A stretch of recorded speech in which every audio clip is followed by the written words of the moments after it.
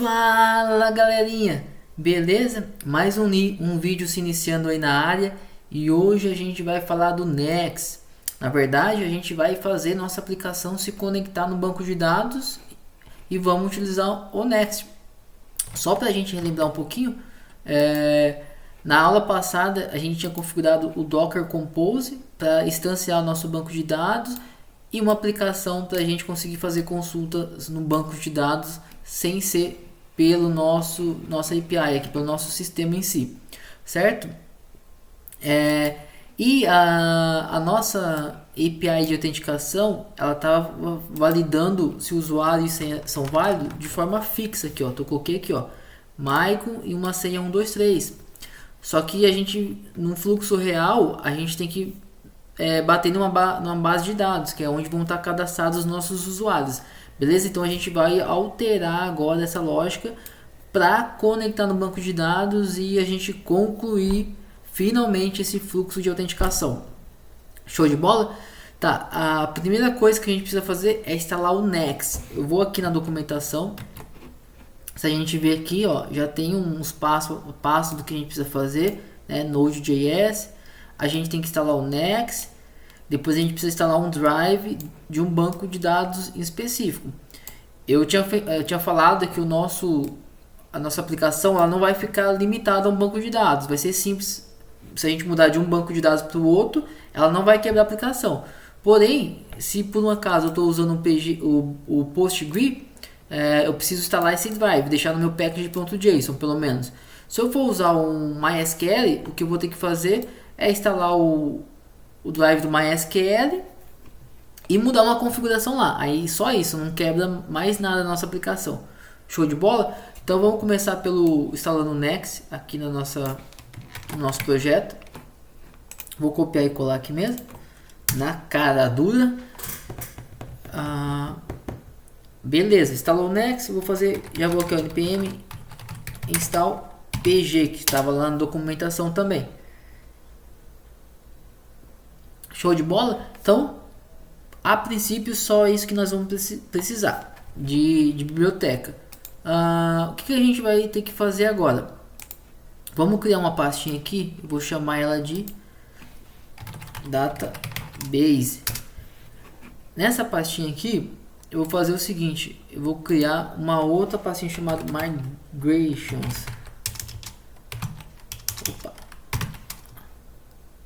Migrations, certo? Fiz errado, criei um arquivo. Apaga aqui. Vamos ver aqui, database. Migrations.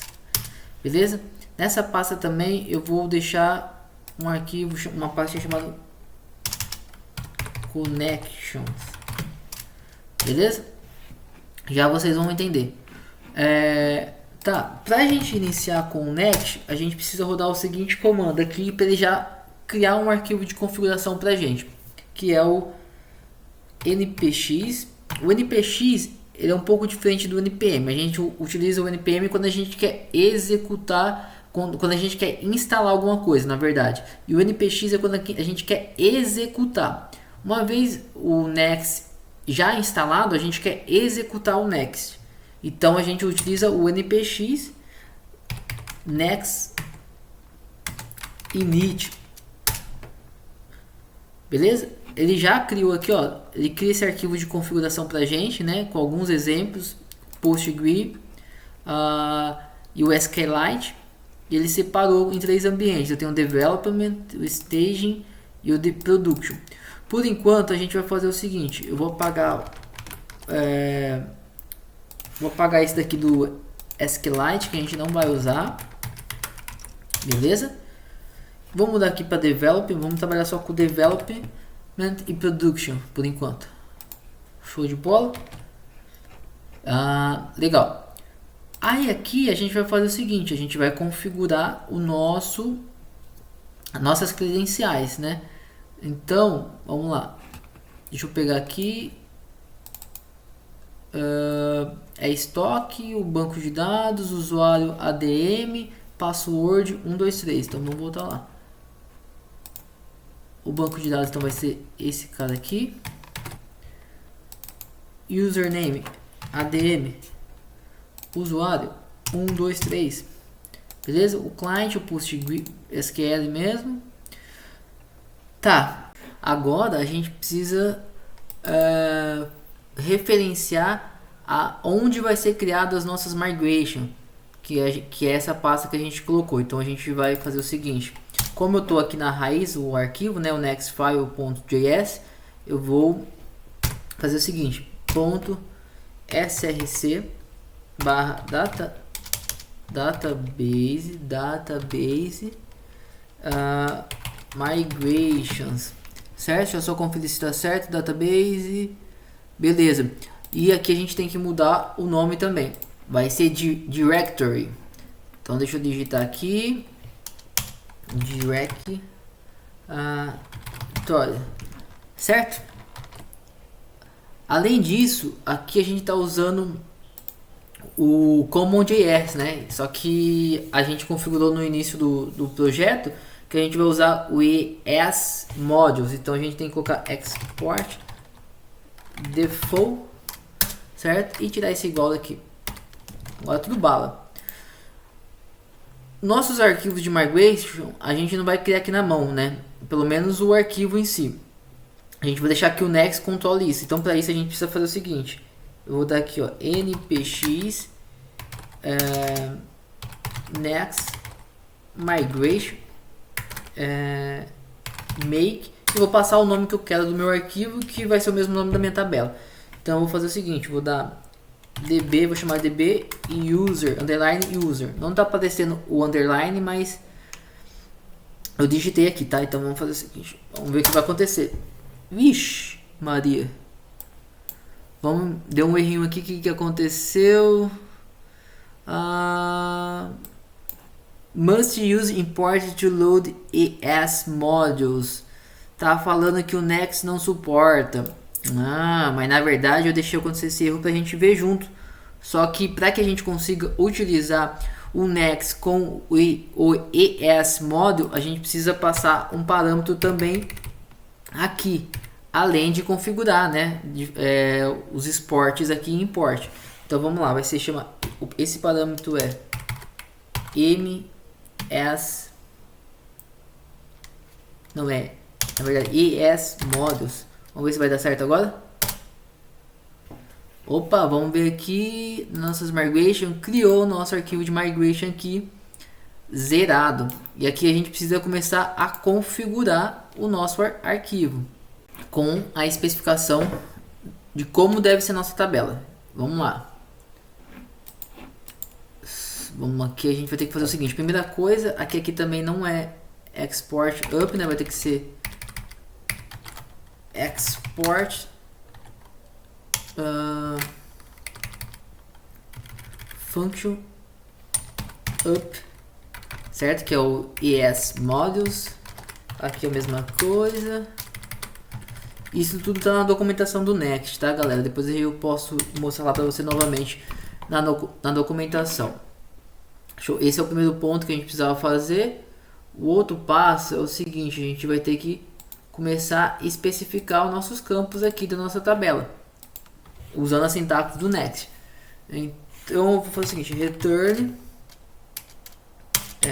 next.scan.create table. Aí essa função aqui do Next, ela recebe dois parâmetros, né? O primeiro é o nome da nossa tabela, db user, e o segundo é uma função que vai ser chamada de callback. E aqui a gente tem que fazer isso daqui. Vamos lá. Show de bola. Aqui ponto. Eu tenho que fazer dem. Estou usando o padrão promise aqui do Next mesmo. Result, caso a gente vai tratar aqui, vocês vão entender aqui, tá? Caso deu algum erro, a gente vai retornar um erro, né? Então vou dar result. Na verdade aqui é result e ponto cat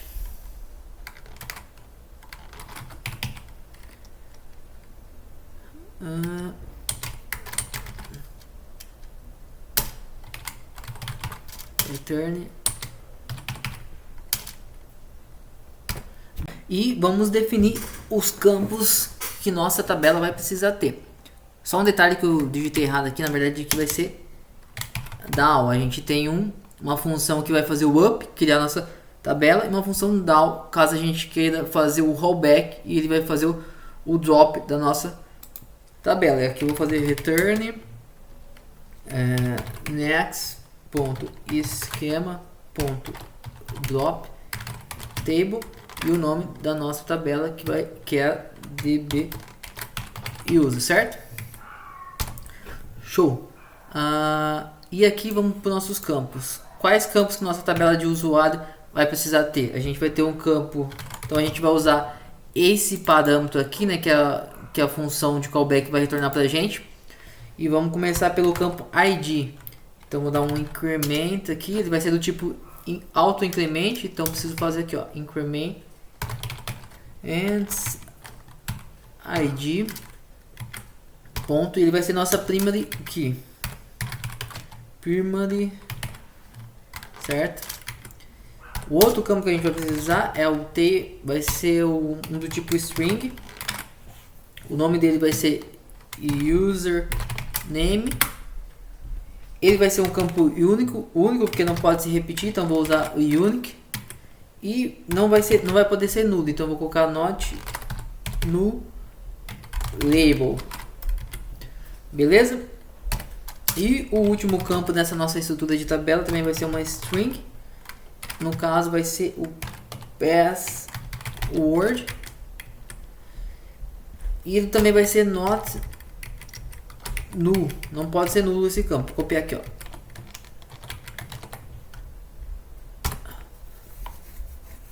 Basicamente só isso que a gente precisa ter, mas a gente costuma criar uns campos aqui para a gente ter o controle de inclusão, alteração no nosso campo. Então eu vou colocar aqui, utilizar um esquema do próprio Next, vou fazer assim, ó, time stamp, criar um campo do tipo data hora, e eu vou dar o nome dele de created at.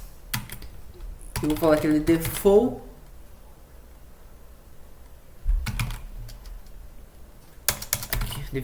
to next.fn.now. Beleza?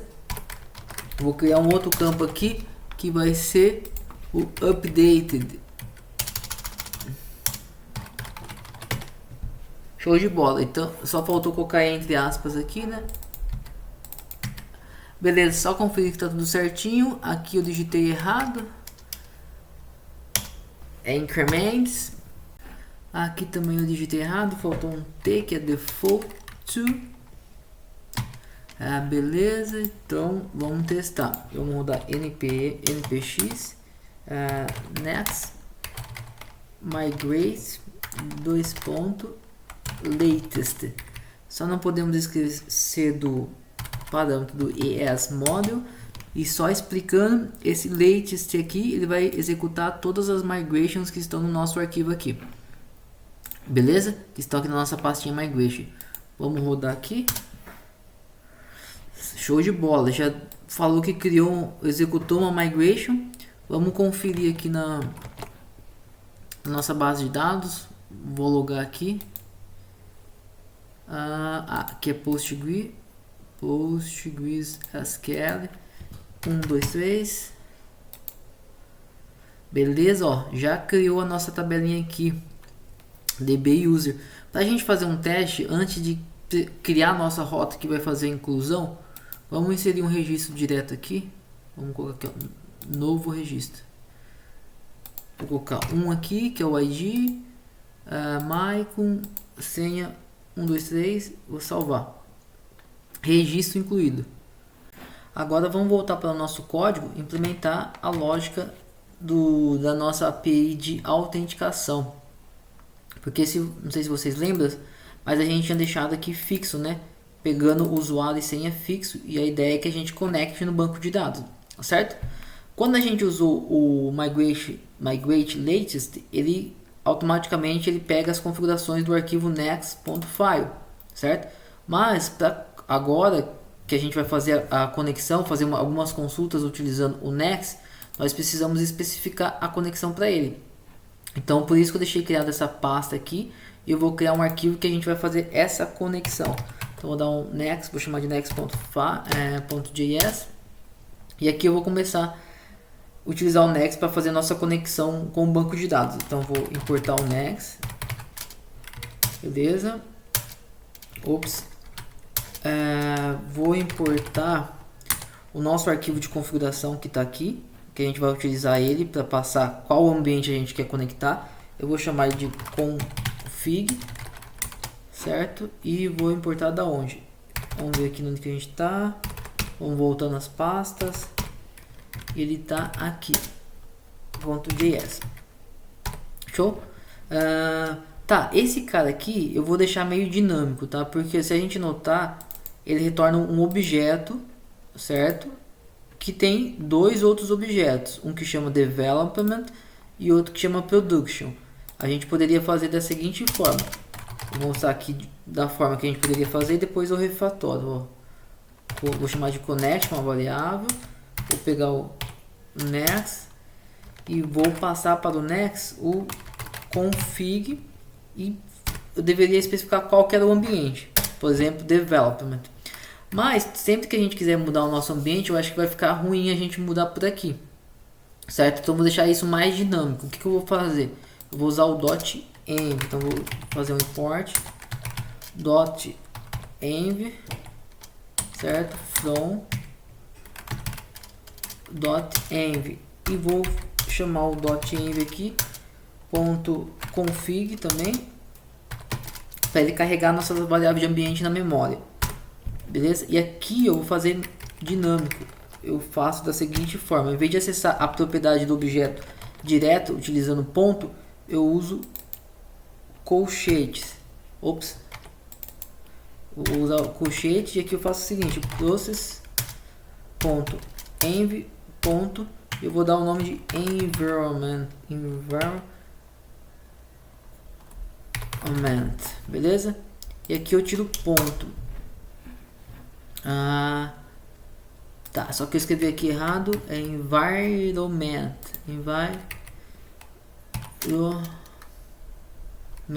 beleza? E aqui no nosso arquivo, vou pegar essa mesma variável aqui, e nosso arquivo .env eu vou criar aqui, ó. E eu vou colocar o development aqui, ó.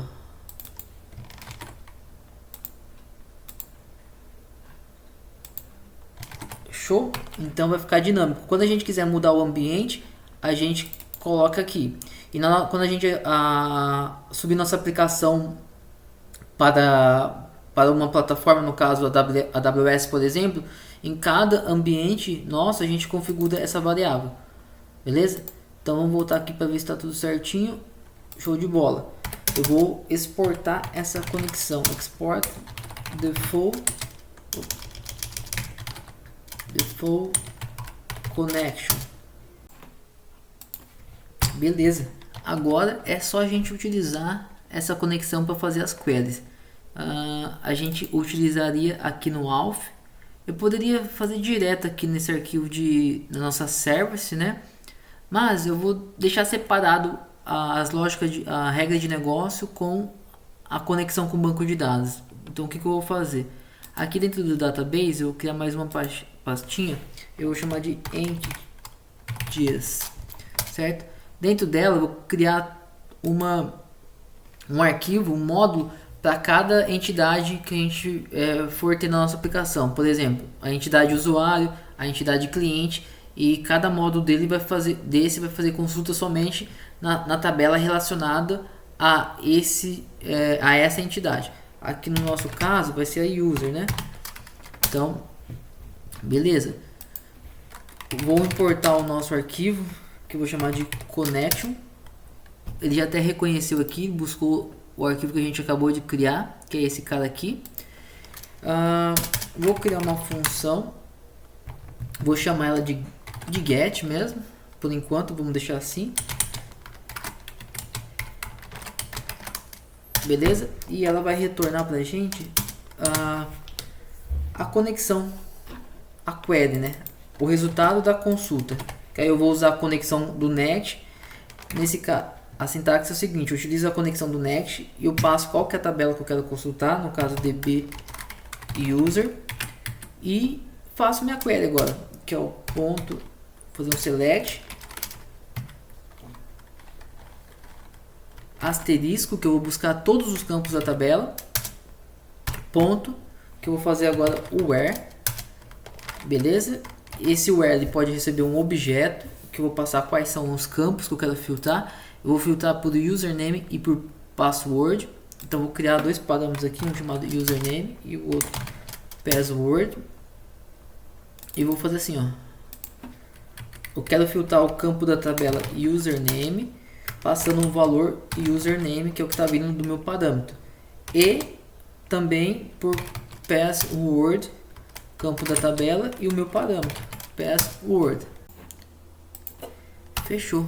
Assim a gente finaliza a nossa consulta, mas vamos exportar o nosso módulo aqui, né? Vamos utilizar o export e exportar um objeto, porque eu pretendo colocar mais funções aqui no nosso módulo, beleza? E só tem um detalhe: esse tipo de ação aqui, né? Esse processo, quando a gente utiliza o next, ele vai fazer uma chamada para o banco de dados e ele utiliza uma promise, que trabalha de forma assíncrona. Então, se a gente não resolver essa promise, o que vai acontecer? Ele vai colocar para executar lá em background, como eu havia comentado no início do curso, sobre o mecanismo do Node, certo? E se a gente chamar ele aqui, ó, se a gente fosse chamar aqui o get, por exemplo, ele ia colocar em execução lá em background, ele ia retornar para a gente uma promessa não resolvida, e aqui a gente não ia conseguir, a gente não ia ter a informação que a gente quer aqui, que depende do banco de dados. Beleza? Então, quando a gente está usando o Next, a gente tem que trabalhar com promises. Né? E a gente poderia fazer da seguinte forma: fazer um ponto .den aqui, né? Utilizar a promise convencional que era utilizada antigamente, né? E aqui a gente pegaria o retorno, certo? Has, e aqui sim eu teria o retorno da minha consulta no banco de dados. Então eu poderia resolver aqui minha promessa. Legal? Mas a gente vai trabalhar uma sintaxe mais enxuta da promise, que é o async await. Então o que a gente vai fazer? A gente vai colocar um await aqui, que o await ele já resolve a promise pra gente. Porém, para eu usar o await, eu preciso que nossa função seja async. Ou seja, eu estou trabalhando de forma assíncrona aqui. Eu vou esperar o meu resultado da consulta do banco para depois prosseguir para a próxima operação, certo?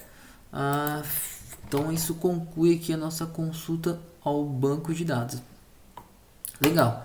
Agora então a gente vai usar de fato a nossa consulta. Então vamos fazer o seguinte: vou criar uma variável chamada com_result e vou pegar, preciso importar antes, na verdade, né? Vou dar um import from, tá dentro de database entities user.js, beleza? E aqui eu vou pegar o nosso método, que é o get, e aqui eu vou chamar o get e vou fazer o seguinte: vou passar como parâmetro o username e o user.password. Só que, como aqui vai retornar uma promessa também, né? Porque ele é uma async, a gente tem que ir seguindo a linha, né? O fluxo. Então aqui também vou ter que esperar resolver. E, consequentemente, aqui eu preciso colocar um async também. Legal? Então aqui eu resolvi minha promessa. Se tudo deu certo, ele vai fazer a consulta no banco de dados. Se der match com o meu usuário e senha, ele vai ter uma informação aqui. Só que o que acontece, como aqui eu estou fazendo consulta no banco de dados, ele vai retornar uma lista. Por mais que eu esteja informando um campo único aqui, né, e uma senha, se der match é para retornar só um valor, ele vai retornar o array com um registro. Então a gente ia ter que fazer da seguinte forma, a gente ia ter que fazer assim, ó, para acessar o array, certo? Mas tem uma forma mais elegante de fazer isso aqui direto. Eu já posso fazer isso daqui, ó. Então eu já pego a minha primeira posição do array e já jogo aqui, beleza? Aí aqui a gente não precisa fazer esse esquema. O que vai acontecer? A lógica que eu vou fazer é o seguinte, eu vou negar. Então se não vir nada aqui, esse retorno significa que não deu match, ou seja, o nosso usuário e senha está inválido, né? Então ele não achou. Então eu dou exceção. Caso contrário, eu sigo o fluxo e retorno o meu token. Legal? Tá, mas quem que chama essa service nossa aqui do auth? É o controller, né? Vamos lá para o controller. Cadê o controller? E que ele chama aqui, ó. Então no controller eu também vou ter que fazer um await aqui, ó. E consequentemente aqui também vai ser um async. Beleza? Cara, agora a gente finalizou o fluxo. Na teoria a gente consegue fazer a chamada para API e validar se o nosso usuário está certo ou não, já consultando no banco de dados. Para isso a gente vai usar o Insomnia, né? Eu não tinha comentado com vocês sobre em detalhe como usar o Insomnia, mas nessa aula a gente vai utilizar ele, como a gente já tinha utilizado o Postman antes. E vou deixar uma próxima aula separada para a gente entender o que é o Insomnia e o que é o Postman, beleza? Então vou abrir aqui o Insomnia, que é uma ferramenta para a gente testar as requisições.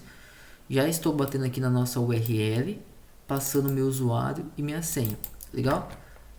Mas a minha aplicação não está startada, então deixa eu dar um npm dev. Deu certinho, não quebrou nada a aplicação, tá startada, vamos testar. Vamos começar passando um usuário inválido. Olha lá, usuário não autenticado. Vamos passar um usuário válido. E tá aqui o nosso token, ou seja, ele tá batendo no nosso banco de dados e validando com um dado real. Pra gente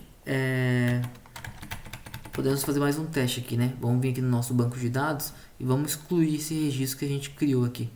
Então vamos ver aqui como vou usar um comando SQL aqui mesmo. Vou dar um delete from db underline user. Deletei esse registro, então se a gente vir aqui, a db user não tem nenhum registro.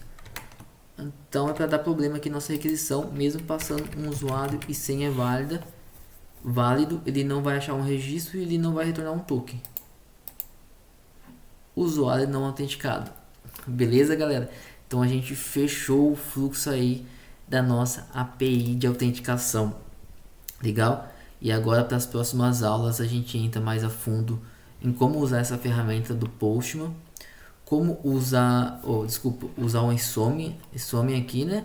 Como usar o Postman e depois a gente vai implementar uma outra API que vai precisar, que vai utilizar o nosso token retornado aqui por essa nossa API de autenticação. Fechou?